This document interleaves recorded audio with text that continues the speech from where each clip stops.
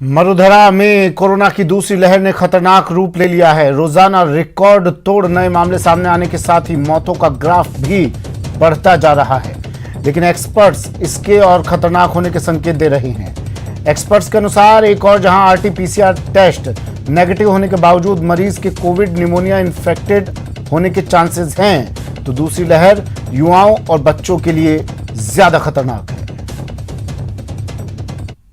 20 to 30% patients के अंदर RT-PCR जिसकी सेंसिटिविटी सिर्फ 70% है, वो में कोविड निमोनिया पाया जा रहा है। अतः मेरा पब्लिक एट लार्ज से ये एडवाइस होगा कि अगर आपको यूआरआई, खांसी, कफ, बुखार और कोई भी कोविड के जैसे लक्षण हो, सिम्टम हो, तो आप उसको बहुत केयरफुली हैंडल करें। थोड़ा सीटी स्कैन अपने डॉक्टर से मिलके उस पर ज़्यादा डिपेंड करें, भले ही आरटी-पीसीआर नेगेटिव हो, बिकॉज 30% केसेस ऐसे देखे गए हैं जिसमें सीटी स्कैन में काफ़ी क्लियर कोविड निमोनिया है और आरटी-पीसीआर नेगेटिव है। अनफॉर्चुनेटली आरटी-पीसीआर नेगेटिव होने से लोग थोड़े केयरलेस हो जाते हैं, निश्चित हो जाते हैं, तो हमें इस स्टेज पे केयरफुल रहने की आवश्यकता है। कहने को तो वो मौलवी है, लेकिन उसके महापाप के बारे में सुनेंगे तो आप हिल जाएंगे। अब ये मौलवी हवालात में है, महापाप के हिसाब का इंतजार कर रहा है। खबर अलवर से है। मौलवी का महापाप, नाबालिग का अपहरण कर रेप। मौलवी का महापाप, नाबालिग को कुएं में धकेला। मौलवी का महापाप, मस्जिद में किया बलात्कार। कानून की गिरफ्त में आया ये वो मौलवी है जिसकी सूरत के पीछे एक शैतान छिपा है। कहने को तो ये मौलवी है, बच्चों को तालीम देने की जिम्मेदारी इसके ऊपर थी, लेकिन इसने न सिर्फ भरोसे का कत्ल किया, साथ ही साथ नाबालिग की अस्मत को तार तार कर दिया। दिनांक 8 अप्रैल को महिला थाने में एक 14 वर्षीय युवती के साथ उसके सजातीय एक मौलवी के द्वारा मस्जिद में ले जा करके दुष्कर्म करने की एक रिपोर्ट दर्ज हुई थी। तो इसके संबंध में दुष्कर्म और पोक्सो एक्ट की धाराओं के तहत प्रकरण पंजीबद्ध किया जाकर के अनुसंधान थानाधिकारी चौपानकी के द्वारा किया जा रहा था।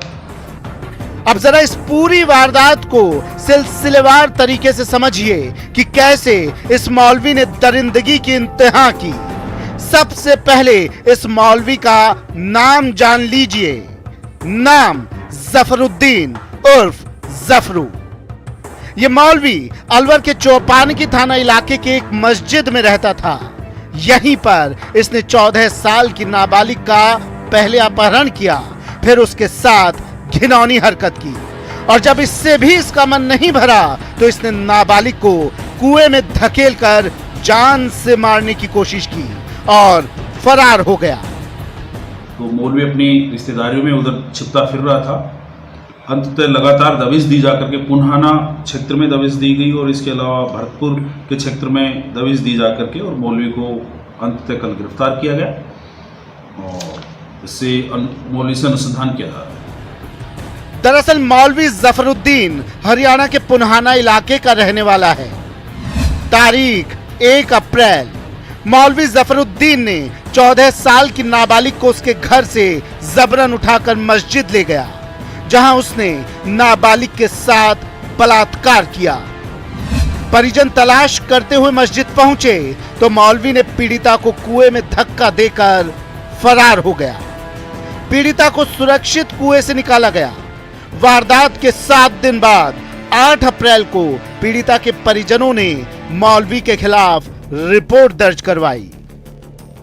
पुलिस ने मुकदमा दर्ज करने के बाद फौरन तफ्तीश शुरू करते हुए शैतान मौलवी की तलाश शुरू की, जिसके बाद जल्द ही भरतपुर के गांव गावड़ी में छिपा ये मौलवी पुलिस की गिरफ्त में आया।